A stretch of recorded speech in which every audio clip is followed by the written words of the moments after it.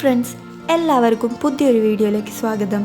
അപ്പോൾ ഇന്നത്തെ വീഡിയോയിൽ നമുക്ക് നാടൻ രീതിയിൽ നല്ല ഈസി ആയിട്ടൊരു വറുത്തരച്ച സാമ്പാർ ഒന്ന് തയ്യാറാക്കി നോക്കിയാലോ. അപ്പോൾ വളരെ ഈസി ആയിട്ട് തയ്യാറാക്കാൻ പറ്റിയ മോഡലിലാണ് കേട്ടോ ഞാനിത് കാണിച്ചു തരുന്നത് നിങ്ങൾക്ക്. അപ്പോൾ ഇനി മുതൽ നമുക്ക് വറുത്തരച്ച സാമ്പാറും നല്ല ടേസ്റ്റി ആയിട്ട് ഒരുപാട് അങ്ങോട്ട് നാളികേരത്തിൻ്റെ കുത്തൊന്നും ഇല്ലാതെ നമുക്ക് തയ്യാറാക്കിയെടുക്കാം. അപ്പോൾ നമുക്ക് ആദ്യം തന്നെ ഒരു അരക്കപ്പ് തുവരപ്പരിപ്പ്, സാമ്പാറിന് ആവശ്യമായിട്ടുള്ള പരിപ്പ് ഒന്ന് നല്ലതുപോലെ കഴുകി അരമണിക്കൂർ നേരം വെള്ളത്തിലിട്ട് കുതിർത്തിയതിന് ശേഷം ഒരു കപ്പ് വെള്ളവും ആവശ്യത്തിന് ഉപ്പും ചേർത്ത് വേവിക്കാൻ വെക്കാം കേട്ടോ. അത് ഞാനിവിടെ കാണിക്കുന്നില്ല. അപ്പോൾ അത് വേവിക്കാൻ വെക്കുന്ന ടൈം കൊണ്ട് നമുക്ക് അരക്കപ്പ് തന്നെ അളവിൽ നാളികേരം, തേങ്ങ നല്ലതുപോലെ ചെരുകി നമുക്കതൊന്ന് വറുത്തെടുക്കാം. അപ്പോൾ അരക്കപ്പ് പരിപ്പ് എടുക്കുകയാണെങ്കിൽ നാളികേരത്തിൻ്റെ അളവെന്ന് പറയുന്നത് ഒരു ചെറിയ നാളികേരത്തിൻ്റെ അരമുറി മതിയാകും. ഒരുപാട് അങ്ങോട്ട് നാളികേരം ചേർത്ത് കൊടുക്കരുത്. അപ്പോൾ നമുക്ക് വല്ലാതെ അങ്ങോട്ട് ആ വറുത്തരവ് കറിയുടെ മണമായിരിക്കും എടുത്ത് നിൽക്കുക. സാമ്പാറിൻ്റേതായ നല്ലൊരു മണം കിട്ടണമെങ്കിൽ നാളികേരം കുറച്ച് ചേർത്താൽ മതിയാകും വറുത്തരയ്ക്കാൻ വേണ്ടിയിട്ട്.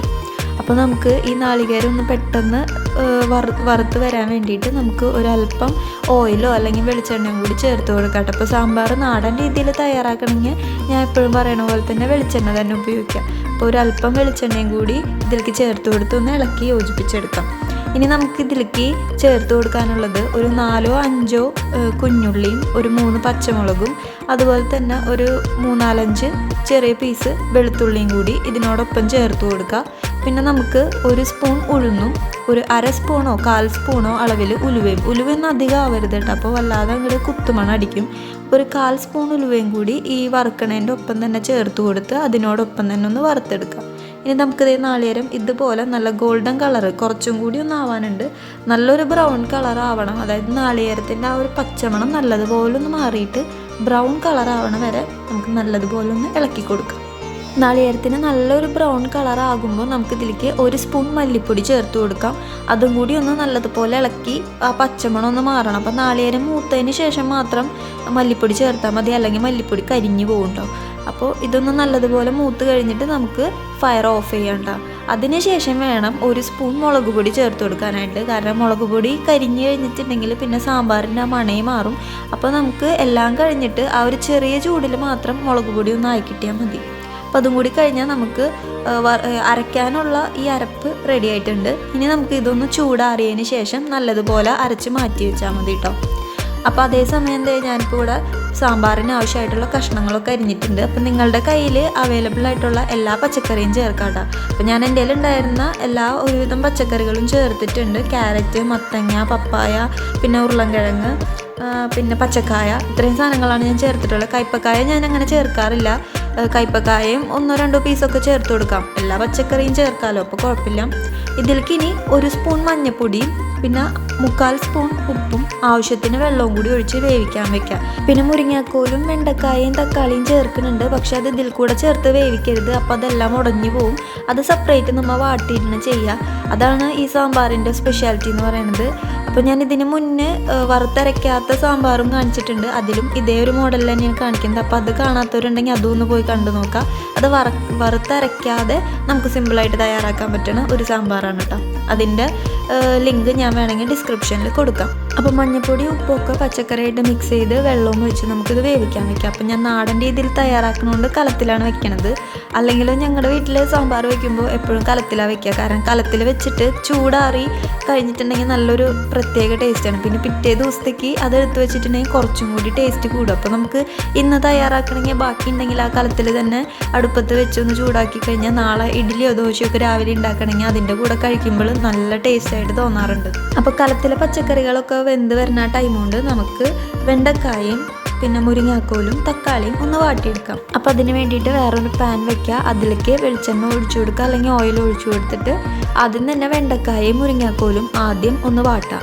എന്നിട്ട് അത് അത്യാവശ്യം ഒന്ന് വാടി വരുമ്പോൾ അതിലേക്ക് ഏറ്റവും ലാസ്റ്റായിട്ട് തക്കാളി ചേർത്ത് കൊടുത്താൽ മതി. അപ്പോൾ ഇത് ഒരുപാട് അങ്ങോട്ട് വാടി ഉടയൊന്നും വേണ്ട. ഇത് നമ്മൾ മറ്റു കഷ്ണങ്ങളുടെ കൂടെ ഇത് ഇടാത്തതിൻ്റെ കാരണം തന്നെ ഇത് ഉടഞ്ഞു പോവാതെ നല്ല ഫ്രഷായിട്ട് ആ പീസ് അങ്ങനെ തന്നെ എടുക്കാൻ വേണ്ടിയിട്ടാണ്. അപ്പോൾ ഇതിൽ വാട്ടുമ്പോഴും അത്യാവശ്യം ഒന്ന് പകുതി വാടി വന്നാൽ മതി. ബാക്കി നമുക്ക് സാമ്പാറിലിട്ട് ആ ഒരു ഒന്ന് തിളയ്ക്കുമ്പോൾ ബാക്കി വെന്തോളും. അപ്പോൾ നമുക്ക് കുറച്ച് നേരം ഒന്ന് ജസ്റ്റ് ഒന്ന് വാട്ടിയെടുക്കാം. എന്നിട്ട് ലാസ്റ്റ് ടൈം ആകുമ്പോൾ തക്കാളിയും കൂടി ചേർത്തൊന്ന് ഇളക്കി യോജിപ്പിച്ച് അതും കൂടി ഒന്ന് വാട്ടിയെടുത്ത് കഴിഞ്ഞാൽ ഇത് റെഡിയായി കിട്ടും. അപ്പോൾ ഇത്രയും ഒരുവിധം ഇപ്പോൾ മൂത്ത് വന്നിട്ടുണ്ട്. അപ്പോൾ ഇത്രയും മതി. ഇനിയും ഒരുപാട് അങ്ങോട്ട് ഇളക്കി ഉടയ്ക്കണ്ട. അപ്പോൾ ഇത് നമുക്ക് ഇത്രയും വാടിക്കിട്ടിയാൽ മതി. അപ്പോൾ നേരത്തെ തയ്യാറാക്കി വെച്ച നാളികേരത്തിൻ്റെ ആ ഒരു കൂട്ട് ചൂടാറിയതിന് ശേഷം ഞാൻ നല്ലതുപോലെ അരച്ചെടുത്തിട്ടുണ്ട്. അപ്പോൾ ഒരുപാട് വെള്ളമൊന്നും ചേർക്കണ്ട, ആവശ്യത്തിന് മാത്രം ഇതുപോലെ ഒരു നല്ലൊരു കട്ടിയിലിരിക്കുന്ന ഒരു കുഴഞ്ഞിരിക്കുന്ന പരുവത്തിലാണ് നമുക്ക് ആവശ്യമായിട്ട് വേണ്ടത്. അപ്പോൾ ഇത്രയും വെള്ളം ചേർത്താൽ മതി. ആവശ്യത്തിന് മാത്രം വെള്ളം ചേർത്ത് നല്ലതുപോലെ ഒന്ന് അരച്ച് മാറ്റി വയ്ക്കാം. അപ്പോൾ നമ്മുടെ സാമ്പാറിൻ്റെ കഷ്ണങ്ങൾ നോക്കുമ്പോൾ എല്ലാം നല്ലതുപോലെ ഒന്ന് വെന്ത് വന്നിട്ടുണ്ട്. ഒരുപാട് ഉടഞ്ഞിട്ടൊന്നുമില്ല, പാകത്തിനുള്ള വേവേ ആയിട്ടുള്ളൂ. ഇനി നമുക്ക് ഇതിലേക്ക് അരച്ചു വെച്ചിട്ടുള്ള ആ അരപ്പങ്ങട് ചേർത്ത് കൊടുത്ത് ഒന്ന് നല്ലതുപോലെ ഒന്ന് മിക്സ് ചെയ്തെടുക്കാം. അപ്പോൾ ഈ ചാനൽ ആദ്യമായിട്ട് കാണുന്ന കൂട്ടുകാരൊക്കെ ഉണ്ടെങ്കിൽ ഒന്ന് സബ്സ്ക്രൈബ് ചെയ്യുക. അതുപോലെ തന്നെ തൊട്ടടുത്തുള്ള ബെല്ലൈക്കൺ കൂടി അമർത്തുക. അപ്പോൾ ഞാനിടുന്ന എല്ലാ വീഡിയോസും നിങ്ങൾക്ക് നോട്ടിഫിക്കേഷനായിട്ട് വരുന്നതായിരിക്കും. അപ്പോൾ ഇതുപോലുള്ള ഒരുപാട് കുക്കിംഗ് വീഡിയോസ് ഞാൻ എൻ്റെ ചാനലിൽ അപ്ലോഡ് ചെയ്തിട്ടുണ്ട്. അപ്പോൾ എല്ലാം ഒന്ന് പോയി കണ്ട് സപ്പോർട്ട് ചെയ്യാം.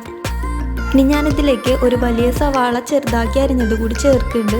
അപ്പോൾ സവാള നിങ്ങൾക്ക് ഏതൊരു ടൈമിൽ വേണമെങ്കിലും ചേർക്കാം. ഫസ്റ്റ് വേണമെങ്കിൽ അപ്പോഴായാലും ചേർക്കാം, അല്ലെങ്കിൽ പരിപ്പിടുമ്പോൾ അതിൻ്റെ കൂടെ അരിഞ്ഞിട്ട് വേവിക്കാം. അപ്പം സാമ്പാറിന് നല്ലൊരു കൊഴുപ്പ് കിട്ടും. പരിപ്പിൻ്റെ കൂടെ ഈ സവാളയും കൂടി അരിഞ്ഞ് നല്ലതുപോലെ ഒന്ന് വേവിച്ച് വരുമ്പോൾ. പക്ഷേ ഞാനിപ്പോൾ ഈ ടൈമിലാണ് ചേർക്കുന്നത്. അപ്പോൾ അത്യാവശ്യം മാത്രം നല്ലൊരു കടിക്കണ പരുവത്തിലായിരിക്കും നമുക്ക് സവാള കിട്ടുക. അപ്പം നിങ്ങളുടെ ഇഷ്ടത്തിനനുസരിച്ച് ഏത് ടൈമിൽ വേണമെങ്കിലും ചേർത്ത് കൊടുക്കാം കേട്ടോ. അപ്പോൾ ഇപ്പോൾ അരപ്പും ചേർത്തിട്ടുണ്ട്, സവാള അരിഞ്ഞതും ചേർത്ത് നല്ലതുപോലെ ഒന്ന് മിക്സ് ചെയ്തതിന് ശേഷം നമ്മൾ വാട്ടി വെച്ചിട്ടുള്ള തക്കാളിയും വെണ്ടക്കായയും മുരിങ്ങാക്കോലും കൂടി ചേർക്കാം. അതും ഇനി നല്ലതുപോലെ ഒന്ന് ഇളക്കി എടുക്കാം കേട്ടോ. അപ്പോൾ സാമ്പാർ ഇപ്പോൾ 3/4 ഭാഗം റെഡി ആയിട്ടുണ്ട്. എല്ലാ കഷ്ണങ്ങളും ഒന്ന് വെന്ത് വന്നിട്ടുണ്ട്. ഇനി നമുക്ക് എല്ലാ കഷ്ണങ്ങളും കൂടി ഒന്ന് നല്ലതുപോലെ മിക്സ് ചെയ്ത് ഇളക്കിയതിന് ശേഷം ഒരു 2-3 മിനിറ്റ് നേരത്തേക്ക് ഒന്ന് മൂടി വെച്ച് തിളപ്പിക്കാം കേട്ടോ. അതിനുശേഷം നമുക്ക് വെന്ത് നമ്മൾ നേരത്തെ വേവിക്കാൻ വെച്ചിട്ടുള്ള ആ പരിപ്പും കൂടി ഇതിലേക്ക് ആഡ് ചെയ്ത് കൊടുത്ത് അതും കൂടി ഒന്ന് നല്ലതുപോലെ മിക്സ് ചെയ്യുക. എന്നിട്ട് നമുക്ക് ഇതിലേക്ക് ഇനി ലാസ്റ്റായിട്ട് ചേർക്കാനുള്ളത്, ലാസ്റ്റായിട്ടുള്ള മെയിൻ ഇൻഗ്രീഡിയൻ്റ് എന്ന് പറയുന്നത് പുളിവെള്ളമാണ്. അപ്പോൾ കോൽപ്പുളി ഒരു ചെറിയ ഉണ്ട പരുവത്തിൽ, ഒരുപാട് അങ്ങോട്ട് വേണ്ട, ഒരു ചെറിയ ഉണ്ട, നെല്ലിക്കയുടെ വലിപ്പമല്ല, അതിനേലും ഒരു അല്പം വലിപ്പം കൂടുതലിൽ കോൽപ്പുളി അല്ലെങ്കിൽ വാളംപുളി എന്നൊക്കെ പറയില്ലേ. അപ്പോൾ ആ പുളിയിൽ കുറച്ച് ചൂടുവെള്ളം ഒഴിച്ച് ഒന്ന് കുതിരാൻ വയ്ക്കുക. അതിനുശേഷം അതൊന്ന് നല്ലതുപോലെ പിഴിഞ്ഞെടുത്തിട്ട് 1 കപ്പ് അളവിലുള്ള വെള്ളമാണ് ഞാൻ ചേർക്കുന്നത്. ഒരു ചെറിയ കപ്പ് അളവിൽ ഉള്ള വെള്ളത്തിൻ്റെ ആ ഒരു അളവിൽ ചേർത്ത് കൊടുക്കുക കേട്ടോ. അപ്പം നിങ്ങൾക്ക് ചേർക്കുമ്പോൾ ഡൗട്ട് ഉണ്ടെങ്കിൽ ആദ്യം ഒരു പകുതി ചേർത്ത് കൊടുത്ത് ഇളക്കിയിട്ട് ഒന്ന് ടേസ്റ്റ് ചെയ്ത് നോക്കുക.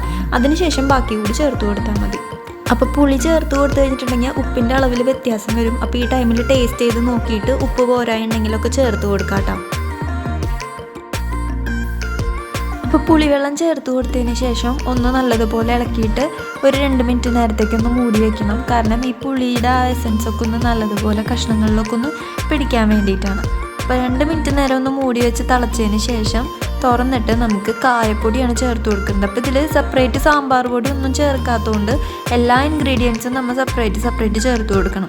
അപ്പോൾ നല്ലൊരു സാമ്പാറിൻ്റേതായ ഒരു മണത്തിന് നമുക്ക് കായപ്പൊടി മസ്റ്റായിട്ട് ചേർത്ത് കൊടുക്കണം. അപ്പോൾ 1 സ്പൂൺ അളവിൽ കായപ്പൊടി ചേർത്ത് കൊടുക്കാം കേട്ടോ. ഞാൻ ഇതിലേക്ക് ഒരു ഏകദേശം അളവിലാണ് ചേർത്ത് കൊടുക്കുന്നത്. കായപ്പൊടി ഒരുപാട് അങ്ങോട്ട് ആവണ്ട, എന്നാലും അത്യാവശ്യം ഇല്ലെങ്കിൽ സാമ്പാറിൻ്റേതായ ഒരു മണം വരില്ല.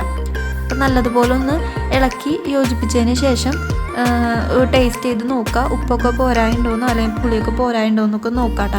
ഇനി നിങ്ങൾ ചേർത്ത് കൊടുത്തിട്ടും പുളി പോരായ വരികയാണെങ്കിൽ നമുക്ക് ഒരു തക്കാളിയും കൂടി സെപ്പറേറ്റ് വാട്ടിയിട്ട് കൊടുക്കണമെങ്കിൽ അത്യാവശ്യം ഒരു പുളി കുറച്ചും കൂടി നമുക്ക് കിട്ടും.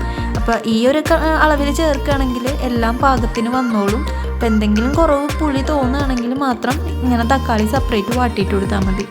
ഇനി നമുക്കിതിലേക്ക് ഒരു പിടി കറിവേപ്പിലയും കൂടി ചേർത്തിട്ട് നല്ലതുപോലെ ഇളക്കാം.